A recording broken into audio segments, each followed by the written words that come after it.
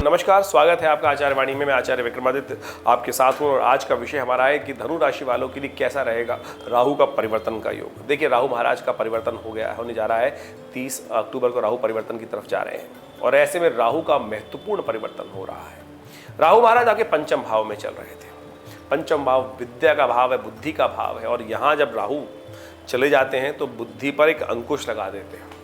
सोचने समझने की शक्ति में बिल्कुल जैसे ग्रहण लग जाता है, वो उपस्थित भाव हो जाता है। वहाँ बृहस्पति भी महाराज गोचर में करते हुए आए। 18 महीने से राहु चल ही रहे थे वहाँ पर, लेकिन बृहस्पति महाराज भी जब वहाँ आए तो अपना शुभ, एक तो पंचम के बृहस्पति, आपकी राशि के अनुसार से बात करें तो पंचम में बृहस्पति आ गए। फिर राहु वहाँ बैठा हुआ था, गुरु चांडाल योग का निर्माण हो गया। तो राहु के साथ साथ बृहस्पति भी वहाँ ग्रास में चले गए राहु के। अब राहु बृहस्पति को मुक्त कर रहे हैं और खुद भी चतुर्थ भाव में जा रहे हैं। चतुर्थ के राहु वास्तविक तौर पर बहुत ज़्यादा खराब नहीं होते हैं। कई दृष्टिकोण से देखा जाए तो चतुर्थ के राहु जो हैं वो कई प्रकार के उत्थान के योग भी देते हैं, आगे बढ़ने के योग भी देते हैं, लेकिन उसकी एक शर्त है।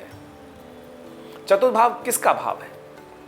चतुर्थ भाव माता का भाव है। चतुर्थ भाव विशेष तौर पर आप समझ लीजिए, चतुर्थ भाव जो है वाहन का भाव है, सुख का भाव है, जमीन जायदाद का भाव है और साथ साथ माता का भाव भी है।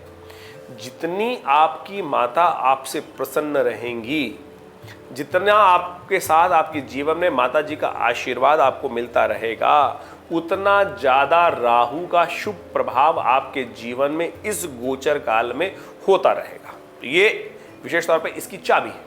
राहु की विशेष तौर पर समझ लीजिए कि राहु को संतुष्ट करने का तरीका क्या है। यही सबसे बढ़िया ये उपाय आप यदि करते रहें तो माँ का आशीर्वाद जितना आपको मिलता रहे, माताओं का आशीर्वाद जितना आपके साथ रहेगा, उतना ज़्यादा आपके जीवन में कल्याण का मार्ग प्रशस्त रहेगा। तो नित्य प्रति माता की सेवा, माँ का आशीर्वाद, भगवती का पूजन, ये सारे उपाय आप करते रहेंगे तो बहुत सुंदर तरीके से आपके लिए ये समय कहाँ करेगा, जायदाद भी बढ़ाएगा, जमीन का सुख भी देगा, सुख का योग भी बनाएगा, वाहन का सुख भी देने का योग बना देगा। और जहाँ कुछ कॉन्फ्लिक्ट हुआ, वैसे तो माँ से कभी कॉन्फ्लिक्ट होना ही नहीं चाहिए, इस बात का ध्यान रखें। बस जितना आप इस भाव को करते रहेंगे उतना ज़्यादा आपके जीवन में कल्याण का मार्ग प्रशस्त होने के योग बनते चले जाएंगे। तो इस सुंदर तरीके से आपको खास तौर पर ध्यान रखते हुए कार्य करने का प्रयास करना चाहिए।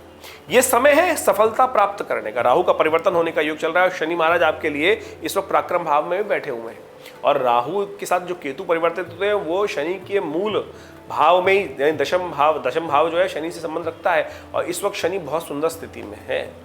आपके लिए वारे न्यारे करने का समय आया है, ये समझ लीजिए, क्योंकि शनि इस वक्त जब तक यहाँ राहु रहेगा, शनि भी महाराज बहुत सुंदर भाव में बना रहेगा। तो ऐसे में आप विशेष तौर पर कुछ खास उपाय करते रहेंगे तो बहुत बढ़िया तरीके से आपके लिए कल्याणकारी योग बने। हनुमान जी आपके लिए बहुत कल्याण करने वाले हैं, शिव आपके लिए बहुत कल्याण करने वाले हैं। तो हनुमान जी और शिव की आराधना नित्य प्रति करना शुरू कर दीजिए। ये समय गोल्डन अपॉर्चुनिटी का समय आया है आपके लिए। कई लोग कहेंगे कि राहु का चतुर्थ भाव में सुख का में अंकुश लगाने के योग बना देता। हमने इस कार्यक्रम के माध्यम से आपके सारे शंकाओं का निवारण करने का रास्ता आपको बता दिया है।